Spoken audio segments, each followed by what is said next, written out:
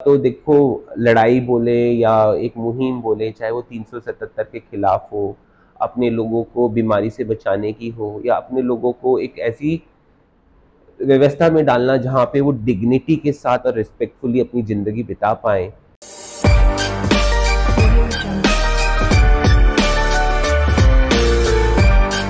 Hello everyone, मेरा नाम है वेंकटेश भारती और आज हम अकेडमी की पॉडकास्ट सीरीज के अंदर एक नया पॉडकास्ट लेके हैं और आज हमारे साथ जुड़े हैं रुद्रानी जी। मैं चाहूंगा रुद्रानी जी अपने बारे में खुद इंट्रोड्यूस करें क्योंकि उन्होंने इतनी सारी मिसालें कायम करी दुनिया के अंदर। तो welcome to the academy podcast channel ma'am. हमारे चैनल पर आने के लिए बहुत बहुत शुक्रिया और मैं चाहूंगा अपने बारे में आप हमारी ऑडियंस को कुछ बताएं। Thank you so much for having me thank you and ma'am. इस प्लेटफॉर्म में जहाँ आप लोगों को बहुत सारी जानकारी देना चाह रहे हैं, जी इसके लिए आपको बहुत बहुत बधाई। और जी मेरे बारे में तो बहुत सिंपल सा परिचय ये है कि मेरा नाम रुद्रानी है जी और मैं अपने आप को एक ट्रांस वुमन आइडेंटिफाई करती हूँ। जी और पिछले कुछ सालों में बस मैं ये कोशिश कर रही हूँ कि जो हक हमसे छीन लिए गए, जी जो अधिकार हमसे ले लिए गए और हमें दरकिनार कर दिया गया है, तो हम वो वापस पाएँ और उसी समानता से जिए जहाँ एक स्त्री पुरुष जीते हैं जिस तरीके से। ओके। बस वही एक कोशिश है और वही मैं कर रही हूँ और शायद वही मेरी थोड़ी बहुत जान पहचान है। मैं जानना चाहूंगा जैसे कि आपने इतनी सारी चीजें हासिल करी अपनी जिंदगी में, तो इसमें क्या परेशानी और प्रॉब्लम्स आपको फेस करनी पड़ी? देखिए, परेशानी मैं आपको बताती हूँ, ये काम, ये जो मैं आज संस्था जो मैं जिसके साथ जुड़ी हुई हूँ, जिसका जी नाम मित्र है, ये हमने 2005 में शुरू किया। जी तो आप इमेजिन करिए कि 2005 में भारत के अंदर एक ऐसी स्थिति थी जहाँ पे लोग एकदम ऐसे विषयों पे बात ही नहीं करना चाहते थे। ठीक उनको है। लगता था कि आँख बंद कर लिया और कम्युनिटी एग्ज़िस्ट नहीं करती। जी चाहे वो गे राइट्स हों, चाहे वो लेस्बियन्स हों, चाहे वो ट्रांस हो या अदर आइडेंटिटीज़ हो, जी people from the disable group, acid victim, बहुत सारे ऐसे लोग थे। तो जब हमने ये काम अपना शुरुआत किया, वो इसलिए शुरुआत हुआ कि नहीं, जब मैंने सोचा था कि मेरे साथ जो हादसे हुए उस वजह से है। तो कठिनाइयाँ तो रही हैं, जैसे आप अगर फैमिली में ही आपको कोई समझ नहीं पा रहा और जी फैमिली से ही रिजेक्ट हो जाते हो, तो आप समाज का भूल जाओ। जी तो परेशानी घर से शुरू हुई और मुझे लगा कि मैं कहीं न कहीं प्रिविलेज्ड रही इन सेंस ऑफ मैंने अपना एजुकेशन पूरा किया। तो मैंने उन सब के लिए एक बेहतर मतलब जगह हो, ऐसी कोशिश करने के लिए मैं अपनी कठिनाइयों से सीखती रही हूँ। जहाँ से जी देखो, मैं 12वीं तक तो स्कूल गई, ठीक है। पर उसके बाद मैं रेगुलर कॉलेज नहीं जा पाई ठीक है। क्योंकि मुझे इतना डर था कि उस समय में हमें 2 चीज़ें सुनने को मिलती थी, दहेज प्रथा और कॉलेज में रैगिंग। फ़िल्में भी पूरी ऐसी हाँ, बनती बनती थी। थी। तो डर था कि मैं जाऊँगी, अलग-अलग तरह का, कोई मारेगा, कोई मज़ाक उड़ाएगा, कोई रेप कर देगा, तो इस डर से मैं गई नहीं। तो वो मेरे को डिस्टेंस लर्निंग करनी पड़ी। हुँ, मैं घर बैठ के पढ़ा मैंने, पर मैंने अपनी पढ़ाई पूरी करी, तो जिसका मुझे फ़ायदा रहा। पर बहुत सारी कम्युनिटी हमारी स्कूल तक पहुँच नहीं पाती घर थी। वालों को सपोर्ट था आपके साथ? नहीं, मेरी माँ ने बचपन में, देखो माँ हाँ, पहचानती है अपने बच्चे को, जी, मेरी माँ ने बचपन में ही बोल दिया था कि आप अगर ज़िंदगी में अपने सपने अपने हिसाब से जीना चाहते हो, सम्मान की ज़िंदगी चाहते हो, जी, तो आप पढ़ाई पूरी कर लो, बाकी सब सॉर्टेड रहेगा। ठीक है। और मेरी माँ की बात इतनी सही थी कि education is such a important tool जी, for person like me, right, transgender person जिसको इतना डिस्क्रिमिनेशन है, इतना रिजेक्शन है, इतना फोबिया है, जी, वो एजुकेशन का टूल इस्तेमाल करके वही तो है जिसकी वजह से मैं आज यहाँ पे हूँ शायद। बिल्कुल सही बात है। तो आई थिंक, मतलब मेरी ज़िंदगी में जैसे मैं कॉलेज करना चाहती थी, वो एक जी, प्रॉब्लम रहा। मैंने स्कूल तो किसी तरह कर लिया मैनेज। जी, उसके बाद मैं जॉब करना चाहती थी किसी एमएनसी में, हो सकता था मैं भी आज लाखों के हिसाब से पैसा कमा रही होती, तो मैं वो नहीं कर पाई क्योंकि इंक्लूजन नहीं था वर्क प्लेस पे। वो मेरे को एक बहुत बड़ी दिक्कत रही। अब बेनिफिट्स की बात करो, आज तक अगर मैं किसी से शादी करना चाहूँ, तो मैं शादी नहीं कर सकती। देखो, कल को मेरा पार्टनर चुनने का हक भी छीन लिया गया है। अगर मेरा एक्सीडेंट होता है, अगर हॉस्पिटल में मुझे किसी ने कुछ साइन करना पड़े, तो ये सारे मेंटल हैरेसमेंट, ये प्रॉब्लम आप इनसे जूझते रहते हो। और ये नहीं कि इस स्टेज में है, ये वाइल ग्रोइंग अप, ये टीनेजर में, एडोलेसेंट में, जब आप थोड़े और समझदार हो गए, अब और विजिबल हो गए, तो ये प्रॉब्लम चलती रही है, and which is a very very problematic situation for everyone, जिससे मैं भी गुजरी हूँ। ओके। सो रुद्रानी जी, मैं आपसे एक सवाल पूछना चाहूँगा, लाइक एलजीबीटीक्यू, अभी जो, अगर मैं कहता हूँ कि आज से 20 साल पहले हम्म। ऐसी कोई कम्युनिटी नहीं स्टैंड करती थी, राइट? करती भी थी तो लोग इतना जानते नहीं थे और बात नहीं करते थे। अभी इंटरनेट के माध्यम से ये चीज़ काफ़ी ज़्यादा बढ़ी हुई है, राइट? अगर हम बात करें तो ट्रांसजेंडर्स की जो कम्युनिटी है वो इस इन सब के बीच में कहाँ लाई करती है?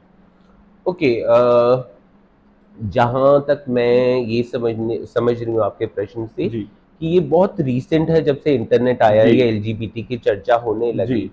पर मैं बोलती हूँ कि अगर आप भारत का इतिहास उठा के देखो, जी भारत का इतिहास उठा के देखो, जी पुराने पन्ने चाहे आप हम्म, रामायण में ढूंढ लो, जी आप महाभारत में ढूंढ लो, बिल्कुल। आप मनुस्मृति में ढूंढ लो, हम्म, आपको ट्रांसजेंडर व्यक्ति का उल्लेख मिलेगा ही मिलेगा उसमें। बिल्कुल। ठीक है, पहली बात तो ये, तो एक तो हम ब्रिटिश आए तो हम इतने मॉडर्न हो गए। जी आज भी आप कमर्शियल देखो तो मतलब 80% लोग वो फेयरनेस प्रोडक्ट की एग्री एडवर्टीजमेंट लाइक बिल्कुल सही करते बात हैं। है। तो ब्रिटिश मानसिकता गई नहीं। हाँ तो ऐसा नहीं है कि अभी से चर्चा होने लगी या कोई ये विदेश से आ गया। जी आपको ट्रांसजेंडर समझना है, महाभारत पढ़ो। हाँ आपको ट्रांसजेंडर समझना है, आप कुवगांव जाओ, अरावन की, जहाँ पे अरावन भगवान से ट्रांसजेंडर शादी करते हैं साउथ में, जी और ये सदियों से चला आता है। हम्म आप गुजरात जाओ, बहुचुरा माता का मंदिर देखो, आपको ट्रांस अब मुझे नहीं पता यूरोप में, वेस्टर्न कंट्रीज में ट्रांसजेंडर का कोई इतिहास है या नहीं है, नहीं मैं इंडिया उसमें में कमेंट में नहीं कर सकती। हम्म पर इंडिया में है। है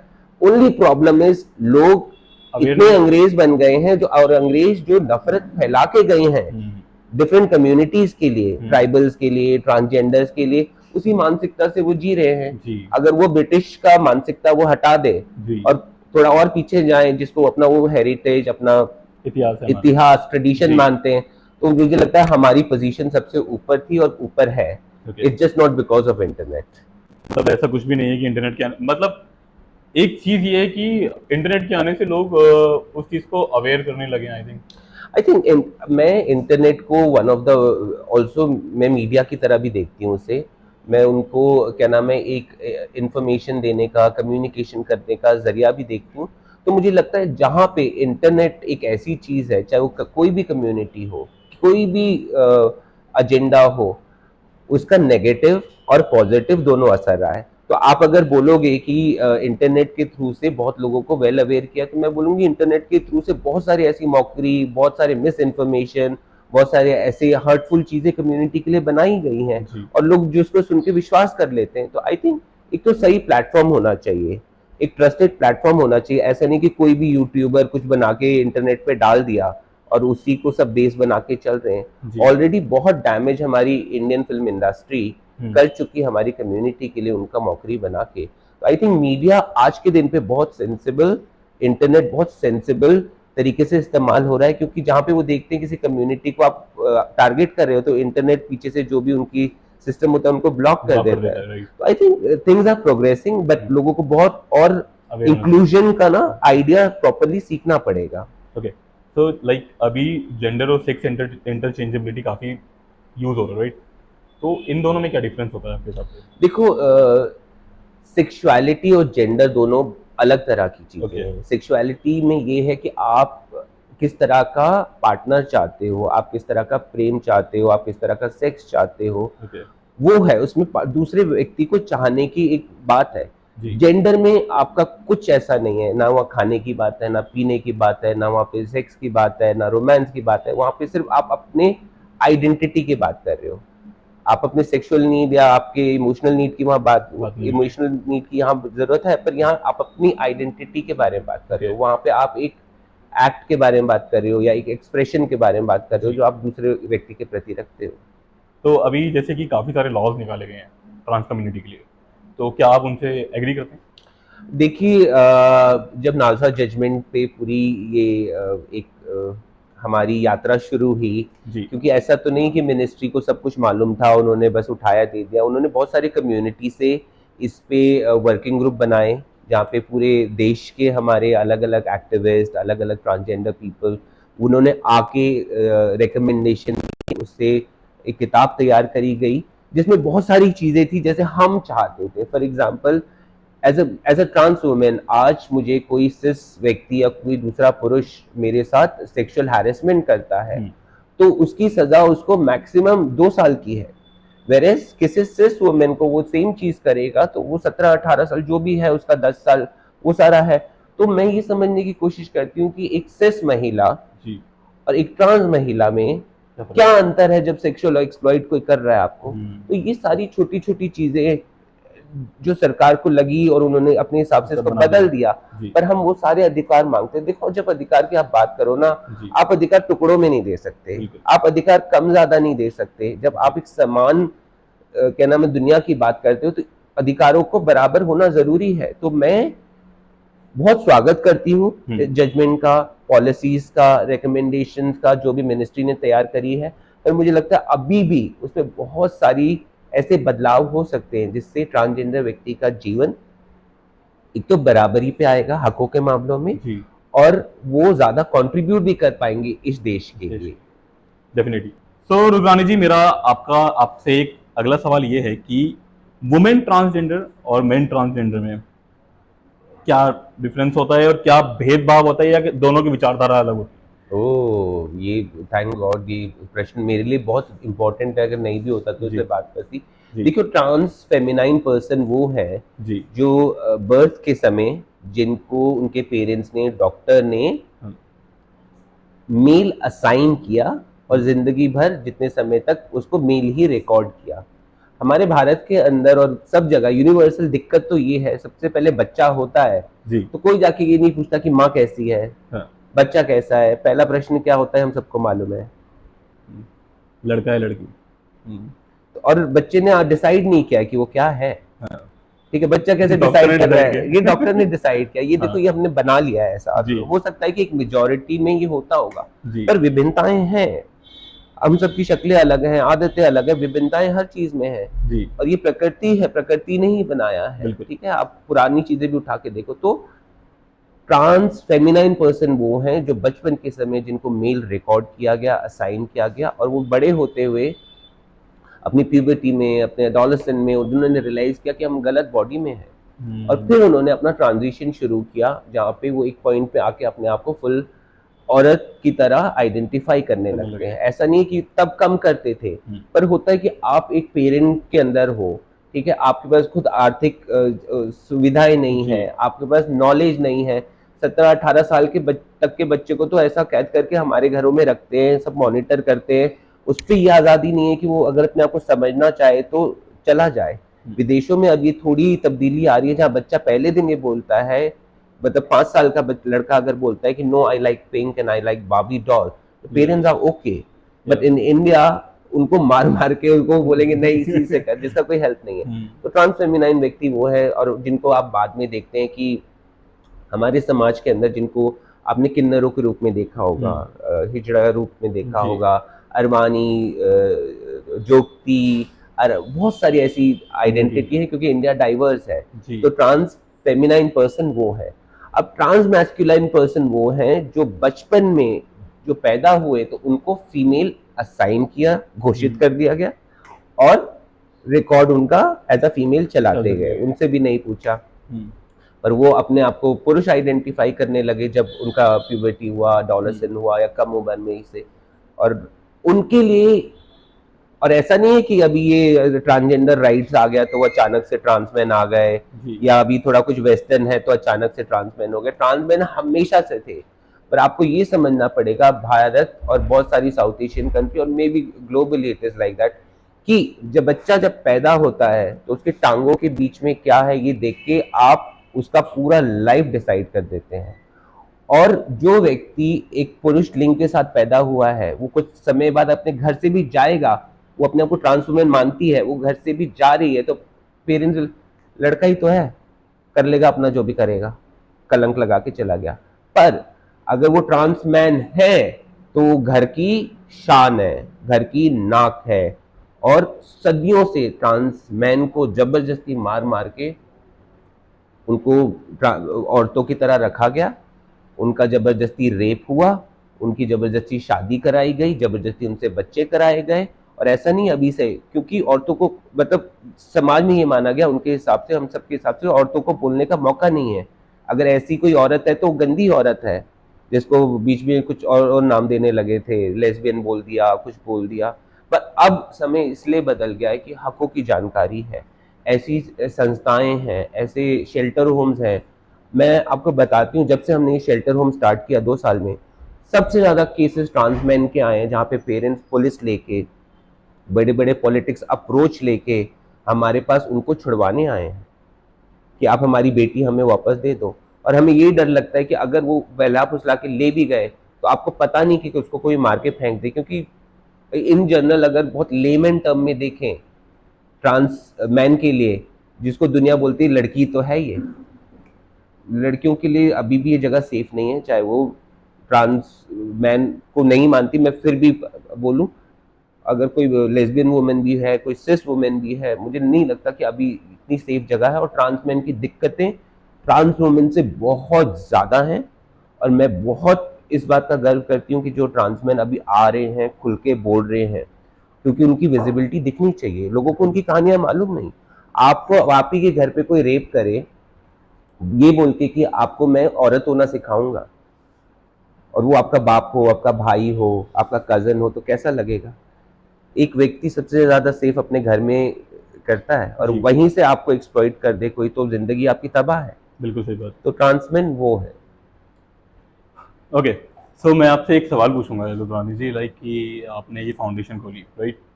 तो इसका आइडिया आपके पास कहाँ से आया और आपके अंदर इतना जज्बा कैसे आया कि मैं अकेली और मैं से हम तक की सफर आपने कैसे शुरू देखिए, किया? कोई भी शुरुआत अकेले तो होती नहीं है, बिल्कुल, वही है मैंने ना? बोला हम और आई। हम्म, वो शुरुआत में ऐसा था कि ऐसी एक संस्था थी जो एचआईवी पे काम करती थी, एचआईवी जी। प्रोग्राम पे।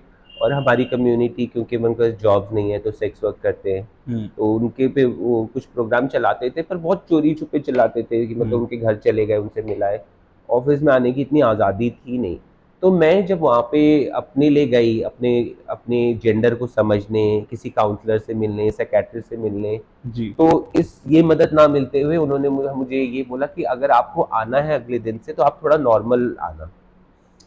तो उनके लिए, क्योंकि तब भी मैं अपने पेरेंट्स के साथ थी, मेरे कपड़े मतलब लड़कों के हिसाब के थे, तो पर और क्योंकि मेरा हाव भाव, तो मेरी फेमिनिटी तो मैं छुपा नहीं पाई, जी। तो उनके हिसाब से मैं थोड़ी अलग सी लग रही थी, तो उन्होंने बोला नहीं नहीं तुम्हें आना है। तो हमारे में बोलते हैं कड़े में आना, मतलब you should not be visible as a women even if you identify yourself. जी। और मेरे लिए वो बहुत दिक्कत का पॉइंट था, क्योंकि वही मेरी एक सबसे बड़ी नीड थी उस समय, समझने की कि मैं कौन हूँ, मैं क्या हूँ, मैं कैसे वहाँ पहुँच सकती हूँ, क्योंकि मैं रोज़ घुट घुट के मरना मेरे लिए मुश्किल था।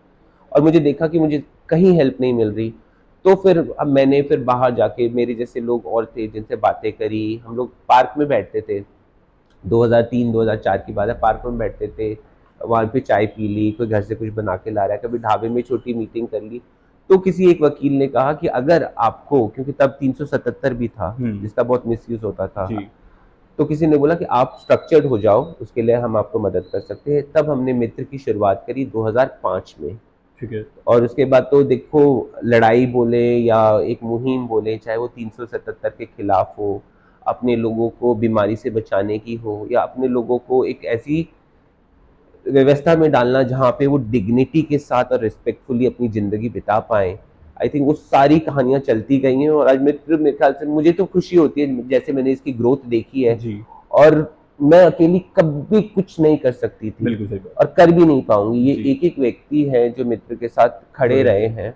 जी। हमारे पुराने लोग हैं वहाँ पे, हमारे बोर्ड मेंबर्स हैं, हमारी टीम है, तो बहुत लोगों ने सपोर्ट अभी किया कहाँ है। तक, मतलब पैन इंडिया? नहीं नहीं, पैन इंडिया नहीं। मैं एक और चीज़ में विश्वास करती हूँ जी। कि अभी मित्र जिस हिसाब से हमारी अपनी कम्युनिटी में देखी जाती है, और उसको काफ़ी बड़ा मानते हैं, बड़ी जी। ऑर्गेनाइजेशन बोलते हैं, जी। पर मैं वो ग्रोथ में इसलिए ज़्यादा बड़ी नहीं करना चाहती, हम्म। क्योंकि मैं फिर ग्रास रूट से हट जाऊंगी। मैं अभी भी कम्युनिटी के साथ रहना चाहती हूँ, मैं उनके साथ बैठना चाहती जी। हूँ, उनसे बात करना चाहती हूँ, मैं उनसे मिलूँ तो पूछूं कि तुम क्या कर रहे हो। अगर मेरी ग्रोथ बड़ी हो गई तो शायद मैं कभी कहीं बैठ के सिर्फ पेपर चेक कर रही होंगी और हम्म, रिपोर्टें पढ़ रही होंगी, मिल नहीं पाएंगे आप। मिल नहीं पाऊंगी। तो मेरा वो टच खत्म हो जाएगा। अभी जी। मैं लोगों से मिलती हूँ तो वो कभी अपनी बीमारियों के बारे में बात करते हैं, कभी कुछ ऐसा हो रहा है उसके बारे में बात करते हैं। शायद मैं मदद नहीं कर पाऊँ, पर शायद मेरे कान जो सुनने के लिए, उनको एक भरोसा होता है कि शायद कोई उपाय निकल जाए। ऐसा नहीं हो सकता कि शायद आप उन लोगों को छोड़ रहे हैं जो आपकी मदद चाहते हैं अभी, अपनी ये ग्रोथ रोक के? नहीं नहीं, ग्रोथ रोक के नहीं। हमारे भारत में बहुत सारे सक्षम लोग हैं, हाँ। हर स्टेट में हैं, जी। हमारे नेटवर्क्स हैं। अभी कहीं पे कुछ होता है तो हम तुरंत वहाँ फ़ोन के करके करते हैं उनको, और बोलते हैं कि आप वहाँ पे सिचुएशन संभालें। तो जी। I think the beauty of LGBT community is, जी। और ये सारा हमारा जो भी आपका लड़ाई था 377 के खिलाफ, या जी ट्रांसजेंडर हक मांगने के, या अभी इक्वल मैरिज के, आई थिंक हम सब इकट्ठा खड़े रहे हैं। जी एज अ एलजीबीटी कम्युनिटी में भी कभी कभी हमारे आपस के डिफरेंसेस हो जाते हैं कि वो बिल्कुल सब अलग आइडेंटिफाई जी करते हैं, पर जब कॉज की बात आती है, हमारे अपने राइट की बात आती है, अगर मैं एज अ ट्रांसजेंडर पर्सन मुझे कुछ चाहिए और कुछ गलत है, तो जी मेरे लिए गे भी खड़े रहेंगे, लेस्बियन भी खड़े रहेंगे, बाइसेक्सुअल भी खड़े रहेंगे। जी तो ये कम्युनिटी में इतना स्ट्रांग होल्ड है, पावर है। तो जी आई थिंक मैं यहाँ जो कर रही हूँ, एक तो मैं इंजॉय करके कर रही हूँ, ओके मुझे सबसे ज़्यादा खुशी इसमें मिलती है कि मैं खुद के लिए भी सुकून पा सकूँ, क्योंकि कभी कभी होता है कि आप बहुत सारी चीज़ें पकड़ने के चक्कर में ना आपके हाथ से सब छूटता जाता है। जी आप आराम से कोई चीज़ अपने पास रखो संभाल के, तो उसका एक असर है, वो अलग से दिखता है। तो आई जी थिंक, और हुआ तो वैसे नहीं है कि ऑल इंडिया, और वैसे कभी कहीं बाहर विदेश में भी जाके काम करना पड़ता है, और अलग अलग राज्यों के लिए, हाँ नेटवर्क हम लोग चलता कोई है ओके रिसर्च का काम जी करते हैं, तो कनेक्टेड है, ऐसा नहीं है ये कि अलग नहीं है नहीं कुछ करते छूट बात। रहा है ऐसा नहीं लग रहा नहीं, कोई छूटा नहीं है है। ओके ठीक है डन इट हमारा विद फाइन सुंदर नेटवर्क है जिसको हम्म एक हम इन्फोसेम कहते हैं, जी और इन्फोसेम के अंदर जी भारत के जितने भी ऐसे ऑर्गेनाइजेशन है, हम्म वो उस नेटवर्क का पार्ट है, और हम हर साल मिलते हैं, अपनी मीटिंग्स करते हैं, ओके एक दूसरे की मदद करने की कोशिश करते एक सवाल और है आपसे मैं तो सवाल पूछने ही आया हूँ तो हैं। एक सवाल और है कि जैसे कि खुद को अपनाने की रेस में आप कब भागे self love self love, self love I think is very important, कब क्योंकि शुरुआत हुई आपके लिए जब इमोशनली रिलेशनशिप में ये देखा कि रिजेक्शंस हैं फॉर अ जी ट्रांसजेंडर वुमेन, पेरेंट का प्यार बहुत मुश्किल है, जी भाई बहनों का प्यार बहुत मुश्किल है, जी आपके साथ जो बच्चे दोस्त बचपन में खेले थे, उनका प्यार मुश्किल है, फिर आप अगर शादी करना चाहो या पार्टनर होना चाहो, तो वो वहाँ पे धोखा है। तो मुझे लगा कि कभी भी मैं सारे रिश्ते निभाने की कोशिश करूंगी, सारे रिश्तों में रहूंगी, जी पर कभी मुझे जहाँ लगे कि मुझे रिजेक्ट किया जा रहा है, तो मैं उस सेल्फ लव हमेशा अपने लिए रखूंगी। मैं सबसे ज़्यादा इम्पोर्टेंट अपने आप को मानती हूँ, ये थोड़ा सेल्फिश हो सकता है, क्योंकि मुझे लगता है जो इम्पोर्टेंट इंसान भी है अपने आप से प्यार नहीं कर सकता, हम्म, जो अपने आप से प्यार नहीं कर सकता, वो किसी से कैसे प्यार प्यार नहीं नहीं कर राइट सकता। तो I think you should feel that you are important. जी तो सेल्फ लव तो ज़रूरी है जरूरी भैया, सबसे इम्पोर्टेंट चीज़ है। Bad day, you go to bed, get up early morning, go in front of the your mirror and say I'm the most, nicest, beautiful, or whatever kindest thing you can person say to yourself। आप बोलो अपने appreciate आप को, yourself अपने appreciate yourself। या right world is full of hatred, you या cannot afford to harm सबको नहीं बदल yourself। सकते ना हम नहीं, आपको सबको बदलने की जरूरत जरूरत भी नहीं नहीं है, है खुद को आप बदलो अपना नजरिया बदल दो। कंट्रोल तो हमारा अपने ऊपर ही रहता है ना हाँ, हमारा किसी और पे कंट्रोल नहीं रहता भारत के अंदर खून जलाने की आदत बहुत बुरी है, सब अपना खून जलाते हैं और वो बेफालतू में। जी तो जियो और जीने जीने दो, दो दैट्स द बेस्ट। ओके एक एक सवाल और आपसे लाइक जैसे कि ट्रांसजेंडर्स को या कम्युनिटी को हमेशा लाइक बैगिंग हम्म फेस्टिवल सीजन्स पे लाइक बधाई जिसको मैं सिंपल टर्म्स में बोलूंगा ले मैम कोई बटरिंग करके नहीं हम्म लाइक बधाई मांगने के लिए आए लाइक किसी का बेबी हुआ है तो बधाई लेने के लिए हम्म इस तरीके से देखा जाता है तो इनका इनकमिंग और इनकमिंग कह सकते हैं लाइक इनकम सोर्स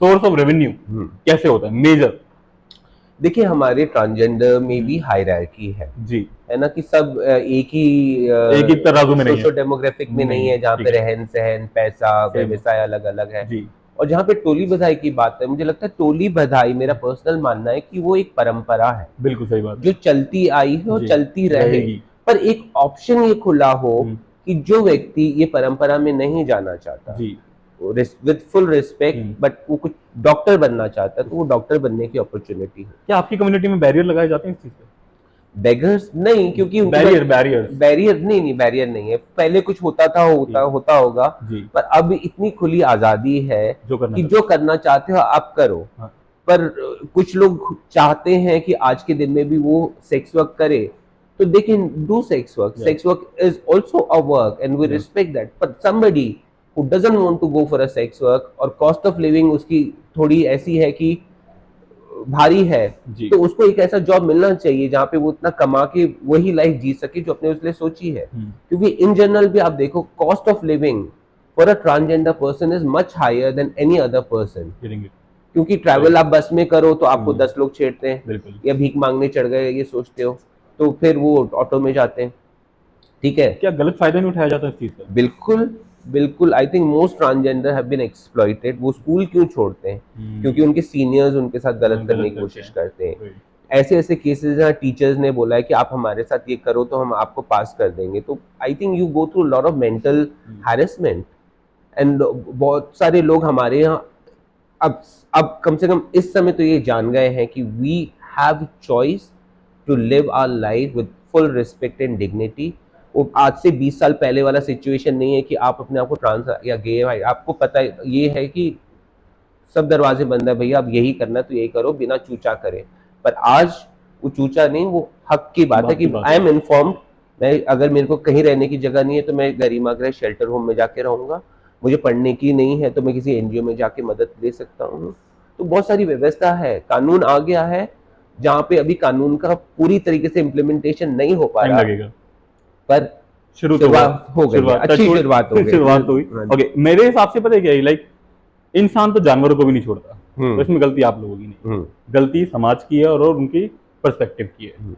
वो ही लोग गलत देखते हैं हर चीज को, मेरे हिसाब से। आप इस पर कुछ जोड़ना चाहें तो देखिए, ये एक इस पे तो 2 दिन का मैं सेशन कर सेशन दे सकती हूँ, सकते क्योंकि हैं। मेरा मेरा एक वो मेरा आपके लिए एम्पावरमेंट का मतलब क्या है? मेरे लिए एम्पावरमेंट का मतलब ये है कि मुझे अगर जरूरत पड़े जी। तो दुनिया के किसी भी कोने में हाँ जी। जिस चीज की जरूरत पड़े मैं उसको पा सकूं। Okay. मतलब ऐसा भी नहीं कि मैं मर्सिडीज मांग रही हूँ कुछ, मतलब एक बेसिक राइट्स की बात है। जहाँ पे अगर मेरे को विमान में यात्रा करने का हक है तो हक है, मैं करूंगी वो।